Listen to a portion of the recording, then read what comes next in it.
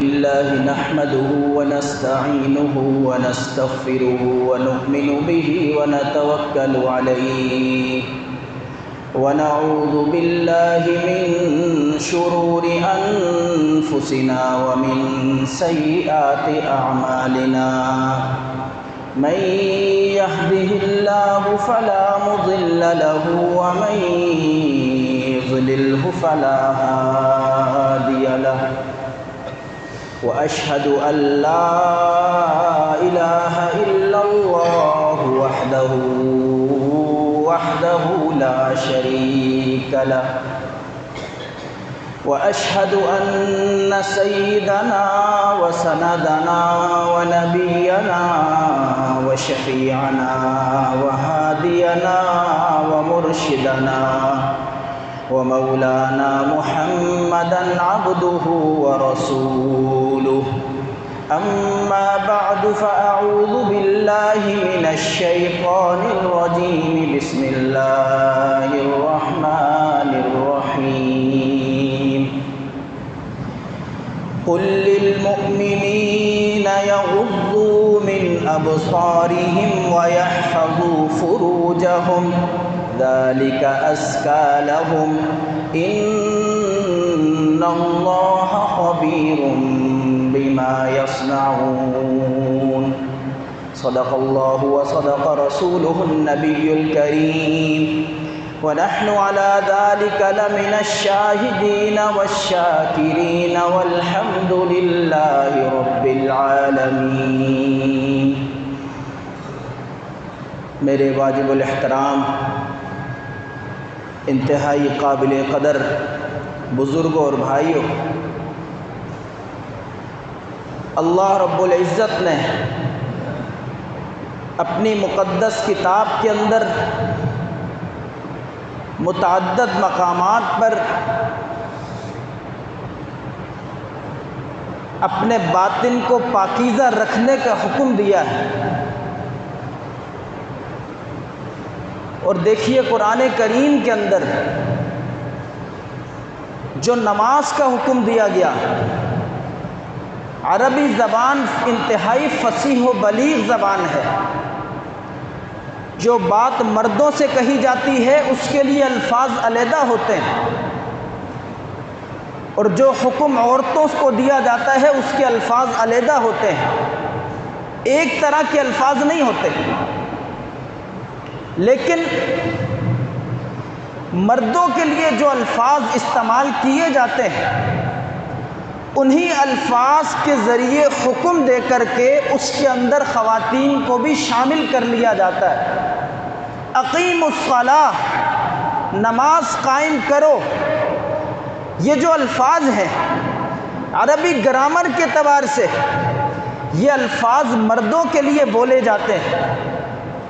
پورے قرآن کریم میں جہاں جہاں بھی نماز کو قائم کرنے کا حکم ہے الفاظ صرف مردوں والے استعمال فرمائے، لیکن اس حکم کے اندر خواتین کو بھی شامل کر دیا احادیث مبارکہ کے ذریعے۔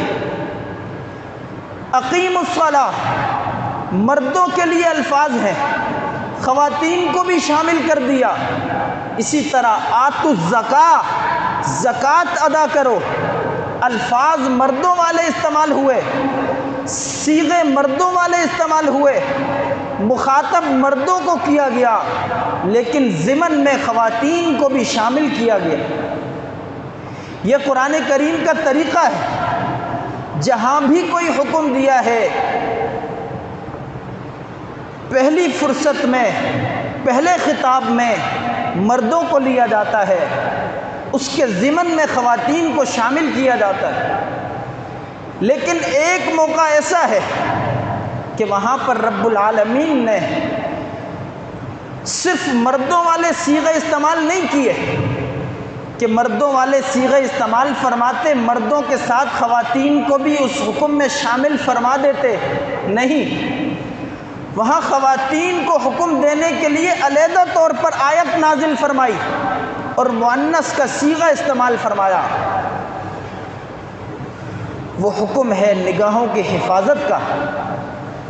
قل للمؤمنین یغضوا من ابصارہم، اے نبی صلی اللہ علیہ وسلم مومنین سے کہہ دیجئے یغضوا من ابصارہم، اپنی نگاہوں کو نیچے رکھیں، وَيَحْفَظُوا فُرُوجَهُمْ، اپنی شرمگاہوں کے حفاظت کریں۔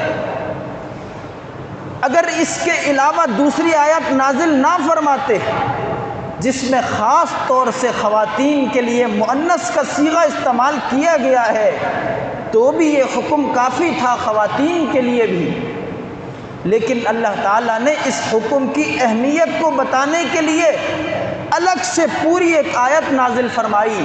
وَقُلْ لِلْمُؤْمِنَاتِ، مؤمنات خواتین سے بھی کہہ دیجئے یغضضن من ابصارہن، خواتین کے لیے یغضضن، مردوں کے لیے یغضوا من ابصارہم، فرق آپ سمجھ رہے ہوں گے۔ یغضضن من ابصارہن، اپنی نگاہوں کو نیچے رکھیں، وَيَحْفَظْنَ فُرُوجَهُنَّ، اپنی شرمگاہوں کی حفاظت کریں۔ یہ حکم اتنا اہم تھا کہ مردوں کے لیے علیحدہ سے ایک آیت نازل فرمائی، خواتین کے لیے علیحدہ سے ایک آیت نازل فرمائی۔ اور اس آیت کے اسلوب کو دیکھیے، پہلے نگاہوں کو نیچے رکھنے کا حکم دیا، اس کے بعد فرمایا اپنی شرمگاہوں کی حفاظت کیجیے۔ ان دونوں باتوں کو ملا کر کے ذکر فرمایا ہے۔ حضرات مفسرین نے لکھا ہے اس کے اندر یہ نکتہ موجود ہے کہ جس شخص کی نگاہیں محفوظ نہیں ہیں، بد نظری کرتا ہے، نامحرموں کو دیکھتا ہے، نگاہوں کو بے لگام چھوڑا ہوا ہے، اس کی نگاہیں بے باک ہیں، اس کی شرمگاہ پاک نہیں رہ سکتی۔ اگر کوئی شخص شرمگاہ کو پاک رکھنا چاہتا ہے، پاکیزہ رہنا چاہتا ہے، زنا سے بچنا چاہتا ہے، نگاہوں کی حفاظت اس کے لیے ضروری ہے۔ نگاہوں کی حفاظت پہلی سیڑھی ہے گناہوں سے بچنے کے لیے، اور زنا کے راستے پہ جانے کے لیے نگاہوں کو بے لگام چھوڑ دینا یہ بھی پہلی سیڑھی ہے۔ اللہ کے نبی علیہ الصلاۃ والسلام فرماتے ہیں النظرۃ سہم مسموم من سہام ابلیس، کہ بد نظری شیطان کے زہر میں بجھے ہوئے تیروں میں سے ایک تیر ہے۔ صرف شیطان کا تیر نہیں ہے، بلکہ شیطان کا ایسا تیر ہے جو زہر کے اندر بجھا ہوا ہو، زہر میں اس کو بھگو کے رکھا گیا ہو، جس پر بھی یہ تیر لگتا ہے اس کا کام تمام کر دیتا ہے، اس کی ساری عبادتوں کو ضائع کر دیتا ہے، اس کے دل کے نور کو ضائع کر دیتا ہے۔ جن کے دل کے اندر شیطان نے گھر بنا لیا ہوتا ہے وہ کہتے ہیں مولانا صاحب نظروں کو پاک رکھنے سے کیا ہوگا، پردہ کرنے سے کیا ہوگا، دل کو پاک رکھنا چاہیے۔ میرے دوستو، دل کیپٹل ہے، دل دارالحکومت ہے، اور دارالحکومت کی طرف جانے کا راستہ یہ نگاہیں ہیں۔ دل کے اندر اللہ کے علاوہ کسی کی محبت گھر کر جائے اس کا راستہ نگاہیں ہیں۔ ہماری نگاہیں پاک نہیں ہیں تو ہمارا دل محفوظ نہیں ہو سکتا۔ اللہ تعالیٰ کو کیا ضرورت پڑی الگ سے حکم دینے کی کہ مردوں سے، مسلمان مردوں سے کہیں اپنی نگاہوں کو نیچے رکھیں؟ علیحدہ سے آیت نازل فرمائی، خواتین سے کہیے، مومنات خواتین سے کہیے اپنی نگاہوں کو نیچے رکھیں، کیونکہ جب نگاہیں محفوظ نہیں ہوتی تو معاشرے کے اندر بگاڑ آ جاتا ہے۔ ابھی جو لاہور میں واقعہ ہوا ہے اس کے اندر خواتین کا بھی قصور ہے، مردوں کا بھی قصور ہے۔ مردوں کو بھی حکم ہے اپنی نگاہوں کو پاک رکھیں، خواتین کو بھی پردے کا حکم ہے۔ قرآن کریم کی واضح آیت موجود ہے، یا ایھا النبی قل لازواجک، اے نبی صلی اللہ علیہ وسلم اپنی بیویوں سے کہیے۔ کیا پیارا انداز ہے قرآن کریم کا۔ دنیا کے اندر قانون بنتا ہے، بادشاہ کے لیے قانون نہیں ہوتا، وزیر اعظم کے لیے کوئی قانون نہیں ہوتا، جو حکمران ہوتے ہیں ان کے گھر والوں کے لیے کوئی قانون نہیں ہوتا، قانون عوام کے لیے ہوتا ہے۔ لیکن اللہ تعالیٰ کا قرآن جب کوئی قانون نافذ کرتا ہے سب سے پہلے نبی کے گھر پر نافذ کرتا ہے۔ یا ایھا النبی قل لازواجک، اے نبی صلی اللہ علیہ وسلم اپنی بیویوں سے کہیے، وبناتک، اپنی بیٹیوں سے کہیے۔ تیسرے درجے میں فرمایا وَنِسَاءِ الْمُؤْمِنِينَ، مومن خواتین سے کہیے، مومنوں کی خواتین سے کہیے، یُدْنِینَ عَلَیْہِنَّ مِنْ جَلَابِیبِہِنَّ، کہ جو چادر پہنا کرتی ہیں اس کو نیچے لٹکا دیا کریں تاکہ ان کا چہرہ چھپ جائے۔ اللہ تعالی ہماری عفت کا، ہماری بیٹیوں کا، ہماری خواتین کا کس قدر خیال فرما رہے ہیں۔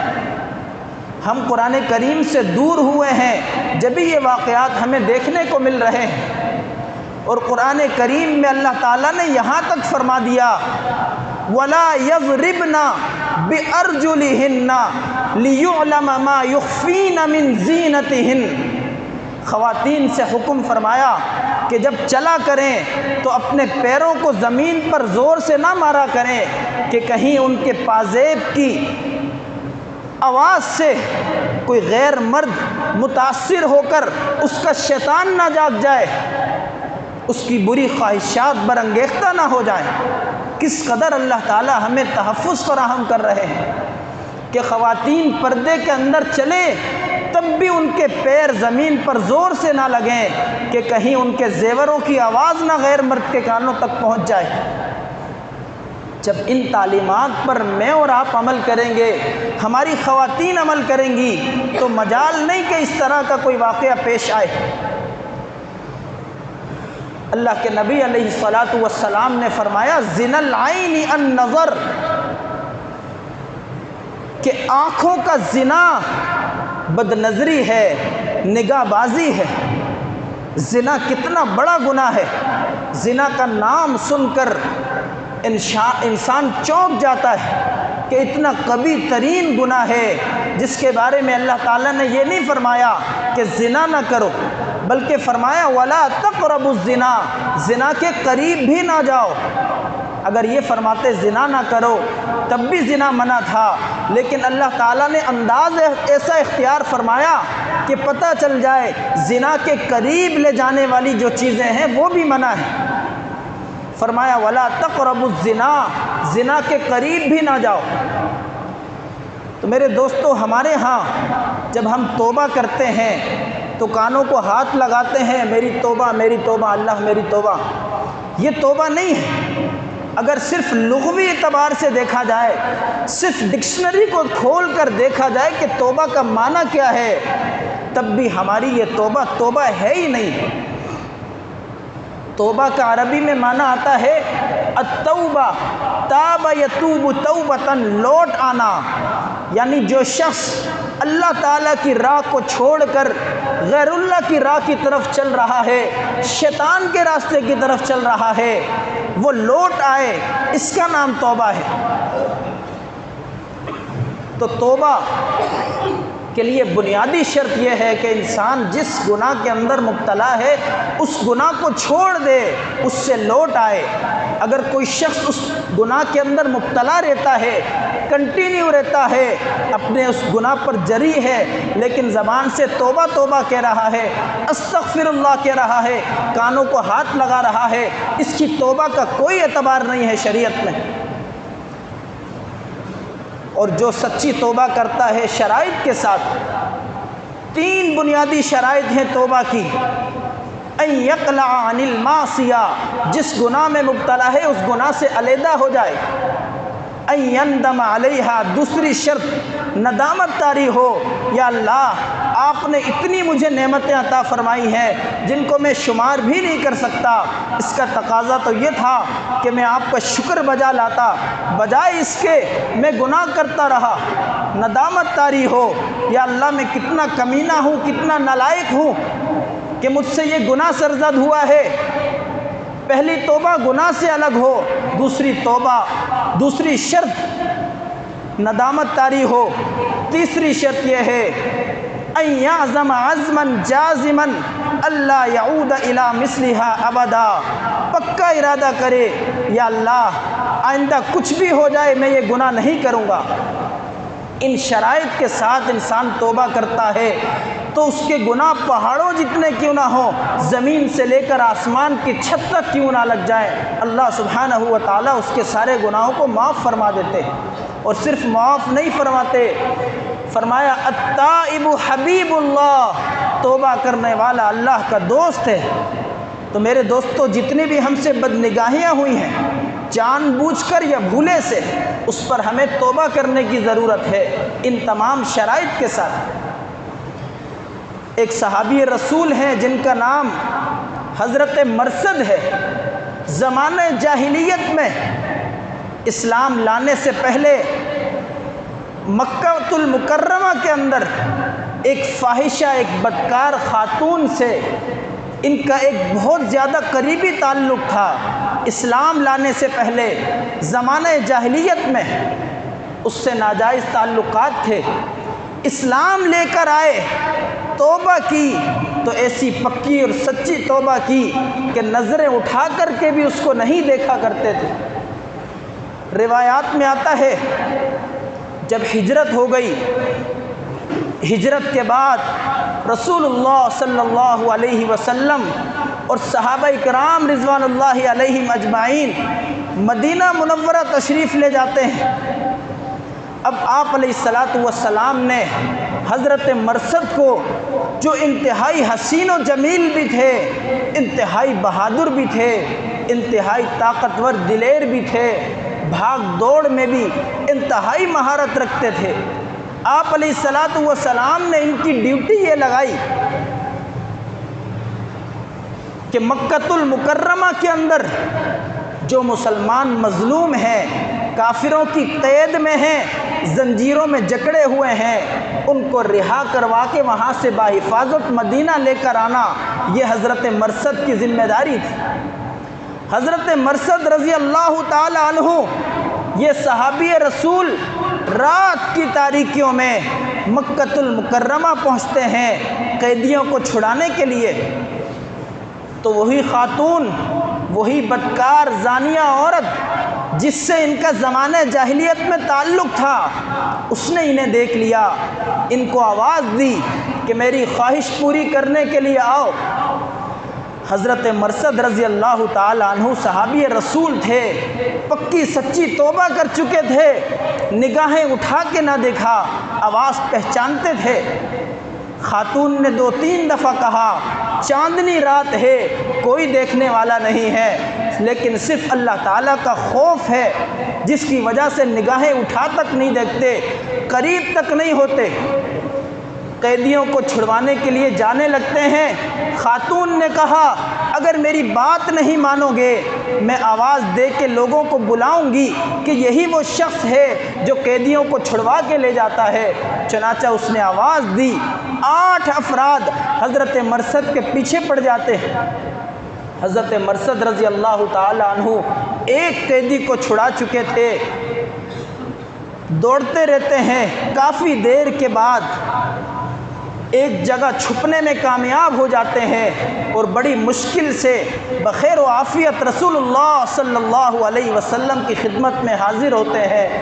سارا واقعہ سناتے ہیں کہ اس طریقے سے اس خاتون نے گناہ کی دعوت دی، اور جب میں نے اس کی طرف نگاہیں اٹھا کے نہ دیکھا، اس نے لوگوں کو بلایا اور یہ سارا واقعہ سنایا۔ پھر کہا یا رسول اللہ صلی اللہ علیہ وسلم، اللہ کے خوف سے، آپ کی تعلیمات کی وجہ سے میں نے اس خاتون کو نگاہیں اٹھا کے نہ دیکھا، یہ میرے اختیار میں تھا، لیکن یا اللہ یہ دل میرے اختیار میں نہیں ہے، اے اللہ کے رسول یہ دل میرے اختیار میں نہیں ہے، دل میں اس کی محبت ہے، لہٰذا آپ مجھے اجازت دیجئے کہ میں اس سے نکاح کر لوں۔ آپ علیہ السلام خاموش ہیں۔ اللہ سبحانہ و تعالیٰ نے آیت نازل فرما دی، الزانی لا ينکح الا زانیۃ او مشرکا والزانیۃ لا ينکحها الا زان او مشرک۔ اے مرثد تم نے ایسی پکی سچی توبہ کر لی ہے، تم پاکیزہ ہو چکے ہو، یہ بد کردار خاتون تمہارے لائق نہیں ہے۔ جو انسان پکی سچی توبہ کرتا ہے اللہ تعالیٰ اس سے اتنی محبت فرماتے ہیں کہ رسول اللہ صلی اللہ علیہ وسلم کو کچھ کہنے کی نوبت ہی نہ آئی، اللہ تعالیٰ نے آیتیں نازل فرما دی۔ تو میرے دوستو، ہماری توبہ بھی ایسی پکی سچی ہو، جیسا کہ میں نے عرض کیا کہ توبہ کا معنی ہی ہے لوٹ آنا، تو ہم گناہوں والی زندگی سے، بد نگاہی والی زندگی سے لوٹ آئیں، تب ہماری توبہ توبہ ہوگی۔ ان شرائط کے ساتھ ہم توبہ کریں۔ بد نگاہی سے معاشرے کے اندر جو فساد پھیلتا ہے، آئے روز ہم اس کا مشاہدہ کر رہے ہیں، اور اللہ کے نبی علیہ الصلاۃ والسلام نے فرمایا النظرۃ سہم مسموم من سہام ابلیس، کہ بد نگاہی شیطان کے زہر میں بجھے ہوئے تیروں میں سے ایک تیر ہے۔ آج اس کی طرف ہماری کوئی توجہ نہیں ہوتی، اس کو ہم گناہ ہی نہیں سمجھتے۔ موبائل میں یا گلیوں میں، کوچوں میں جا کے، بازاروں میں، مارکیٹوں میں جا کے، جہاں بھی ہماری نگاہیں خراب ہوتی رہیں ہمیں پرواہ نہیں ہوتی۔ اس سے ہمارے دل کا نور خراب ہو جاتا ہے، دل کا پیالہ گندا ہو جاتا ہے۔ ہمارے حضرت نے بڑی اچھی مثال دی، فرمایا کسی پیالے کے اندر ایک قطرہ پیشاب کا ہو، ایک قطرہ خون کا ہو، ہم اس کے اندر دودھ ڈالنا گوارا نہیں کرتے کہ یہ برتن ناپاک ہے۔ جب ہمارے دل کے اندر غیر اللہ کی ناپاکیاں ہوں گی، اللہ تعالیٰ اپنا نور اس کے اندر کیسے ڈالیں گے؟ ہمارے حضرت کا ایک شعر ہے، جیسا کہ اللہ تعالیٰ فرماتے ہیں الم یعلم بان اللہ یرا، کیا انسان یہ سمجھتا ہے کہ اس کو اللہ نہیں دیکھ رہا؟ تو میرے دوستو، ہمارا ایمان کامل نہیں ہے اگر ہم سی سی ٹی وی کیمرے کو دیکھ کر کے چوری سے رکے ہوئے ہیں، شراب سے اس لیے بچے ہوئے ہیں کہ اویلیبل نہیں ہے، ہمارے ہاتھ تک اس کی رسائی نہیں ہے، اور ہمیں مل جائے تو ہم اس کو نہ چھوڑیں، بد نگاہی ہم کریں، کوئی دیکھ رہا ہو تو ہم نہ کریں، تو یہ ہمارا ایمان کامل نہیں ہے۔ ایمان کامل اس وقت ہے جہاں سی سی ٹی وی کیمرہ نہ ہو، جہاں کوئی دیکھنے والا نہ ہو، شراب بھی موجود ہے، بد نگاہی کرنے کا سبب بھی موجود ہے، زنا سے بھی ہم بچے ہوئے ہوں، ہماری ایک نگاہ بھی ناپاک نہ ہو، تب ہم متقی ہیں، تب ہم کامل مسلمان اور مومن ہیں۔ اللہ سبحانہ و تعالی ہم سب کو کامل مومن اور مسلمان بنائے۔ وآخر دعوانا ان الحمد للہ رب العالمین۔